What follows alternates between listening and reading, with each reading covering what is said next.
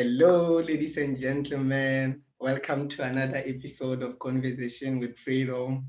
This is the show where I host different people from all walks of life to share their journeys and stories. Today, I'm joined by a special guest. I've been following her work since last year, late last year, and she's so amazing. Her name is Sage. Sage, welcome to my podcast. Thank you. And hello, everybody. Thank you so much for having me, Freedom. I'm really grateful to be here. Hi. You're welcome. For those people who don't know who Sage is, please tell us more about yourself and what you do. Awesome. Okay, thank you. So, Tanse, Nitigasun, Sage Arkhand. Hello, my name is Sage Arkhand. I am Cree First Nations from Kabotagao, which is Alexander First Nation here in Alberta, Canada. Okay. So I'm from Kabotagao, which is a First Nation over here, and I'm a mother of two, a life coach, a certified life coach, and but I like to call it empowerment coaching. I do that for Indigenous youth and women across Canada. I'm also a full-time Native Studies student, getting my degree at the same time. So, so it's been a little bit busy, but I absolutely feel so honored and so grateful to do the work that I do. It does not feel like work. Serving Indigenous people is my heart. It's what I was guided to do. So I'm really grateful to do that type of work. And that's a little bit about me. Yeah, you mentioned something important. You are a mother. So how do you juggle life and work balance? How do you go around it? I wish I had the perfect answer, but the realist answer is I just try every day. Every day is a new day. Some days it's much harder than others, and some days, you just flow.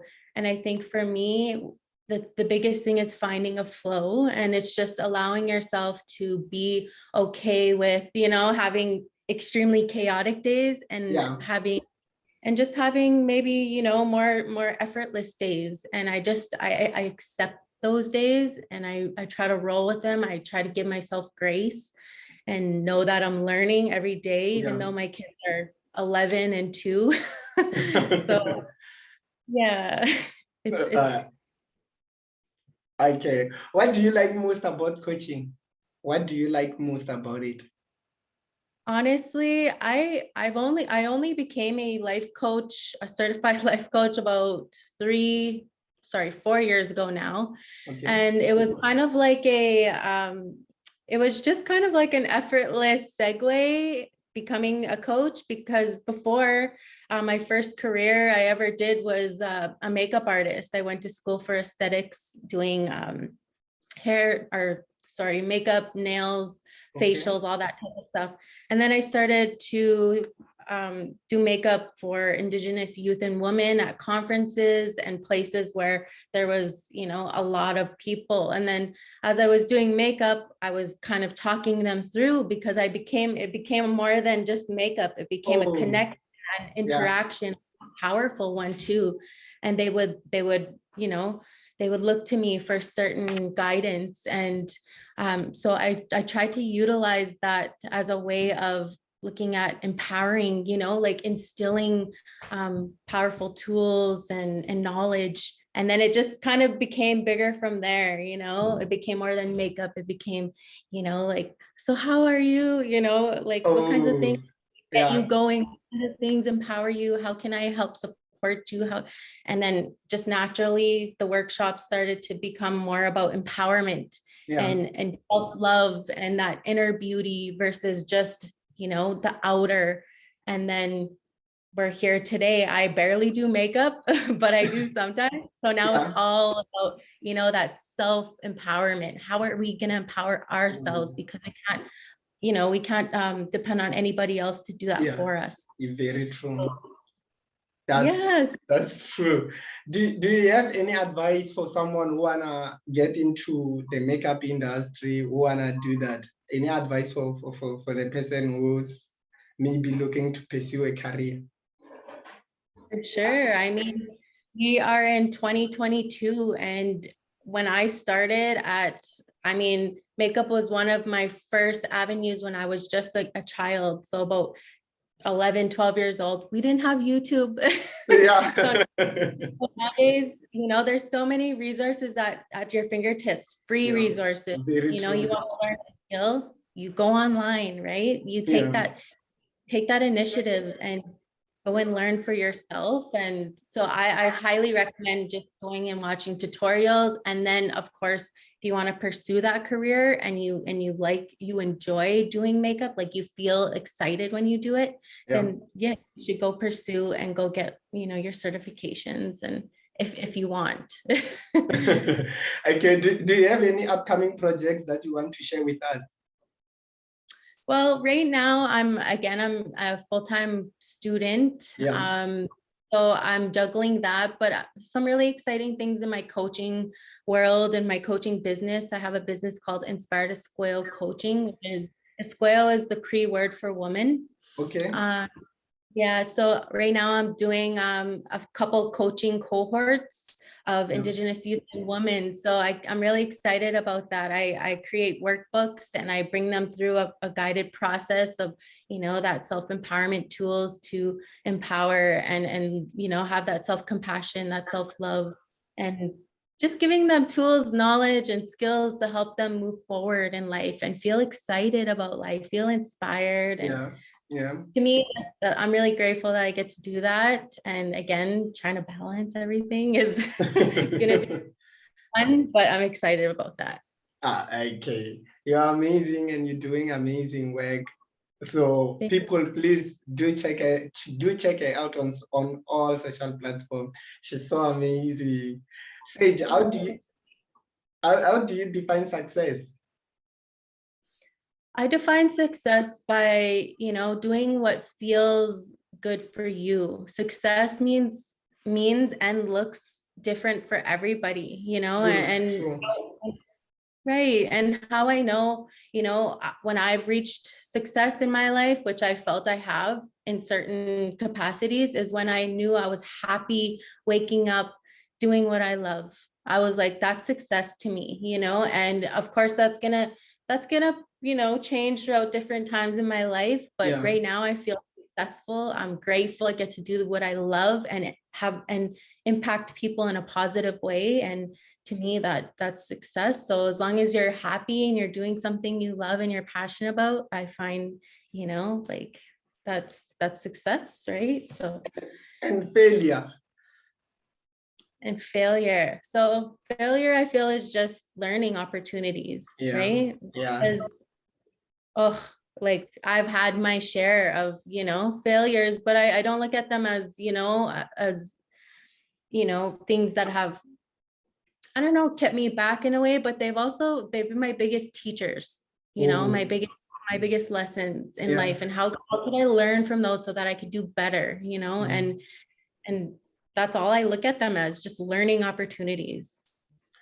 Yeah, that's great. What are some of most important life lessons that you've learned and the challenges that you would like to share with us? Yeah. Some life lessons. Yeah. Take your time. Yeah, you know what? I feel like some of the biggest life lessons for me is taking our past, even how as hard as they can be, growing up, I had that that past where I didn't feel as worthy. I felt a little lost, as that teenager that just wasn't in doing, wasn't in the right environments. And I kind of had to learn along the way and learn from my past and not allow my past to hold me back, and allow it to actually let me flourish, grow from it. What could I take from those hard experiences and turn them into positive ones? And how can I help others along the way?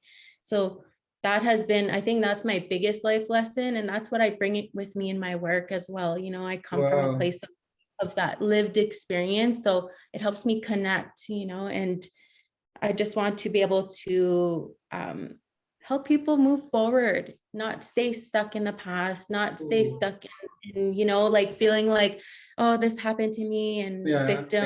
Because we all have those, right? We all have those moments. Yeah. So just take that, like the amazing words of Oprah, take your wounds and turn them into wisdom. I totally love that, and that's like that. I would have to say that would be like a huge life lesson that I take with me always. That's great. That's profound, actually. Thank you. Yeah. So any message for that little girl who's having tough time? It doesn't matter the part of the world they are in, who's having tough time, who doesn't feel like she doesn't belong, who's struggling actually. Any advice would you give to that little girl? I would just, when I think about giving messages to other people, I think about that little girl, that little girl that I was, that person that maybe I needed when I was a little girl. Yeah. And, and it's just kind of giving them that the affirmation that, you are worthy. There are going to be hard times in life, but you will get through it. You will. And, you keep going. Every day is a new day, a new start, continue to find what lights your soul on fire, whatever that may be, whatever capacity, search for it. Don't ever stop searching for it, And I just find, ultimately just continue to nurture and love yourself as much as you can, through affirmations, through whatever makes you happy, doing more of that. So, I'm also a realist. I don't think that every day is going to be rainbows and butterflies, Very true. That's true. You'll get through them. Yeah.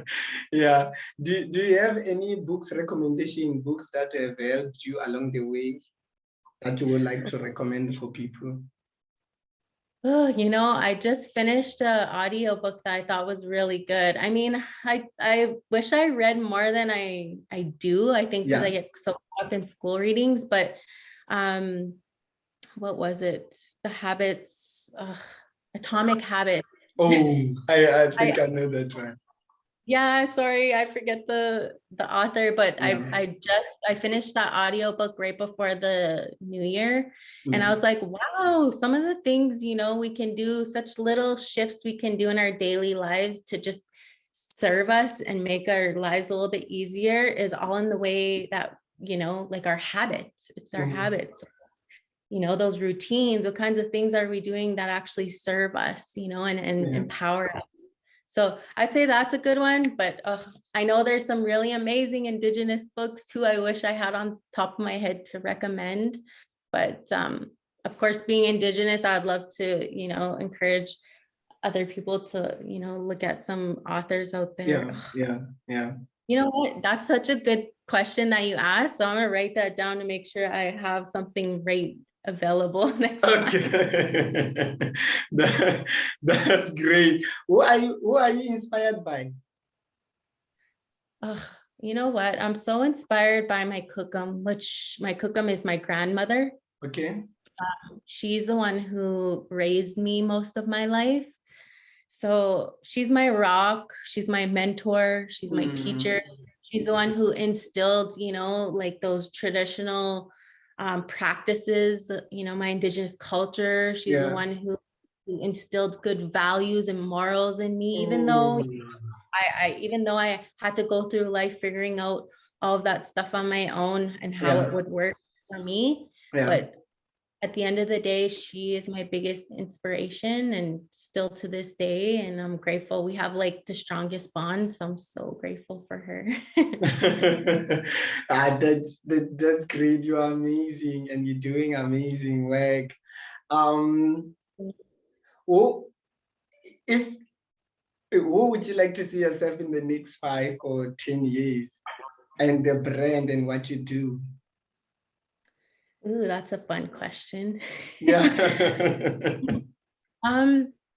I'd like to be doing what I'm doing, but I would love to do more international. I would love to experience different cultures around the world. So I was so excited when you reached out, and you know, I feel really grateful that I've been able to work across Canada, but Yeah. I would love, and I know, you know, it's gonna happen, is to work across the world and Mhm. just be able to leave a positive impact and inspire people with, you know, light, love, and inspiration, Yeah. and connect with like-minded people. But as for my brand, you know, I'm really passionate about film. So I want to do some like documentary series, and just everything that I do, I want it to inspire people. Oh, yeah. Yeah. I feel like we're doing similar work. Yeah. Yes, that's how I feel like. We should connect. We should Like, connect more. yes, yes, definitely. For sure. Yeah. Where can people get hold of you? The best way is I'm on Facebook and Instagram, and you can connect with me through Inspired Iskwew Coaching. Yeah. That would probably be the best way. And then through email, if that works as well, inspiredisquail@gmail.com. Okay. Is there anything that you would like to share with us that I didn't ask? I just want to say thank you so much. You know, I'm just as inspired by you, and I've been, you know, checking out your conversations, and they're so amazing. And I think that you're doing great work as well. And you know, and for everybody, you know, that who might come across this video, I'm just really grateful for the opportunity to share space and be able to, you know, hopefully connect and, you know, inspire people to Yes. go out there and pursue their goals, their dreams, whatever that, you know, lights that your soul on fire. Keep Yeah. working.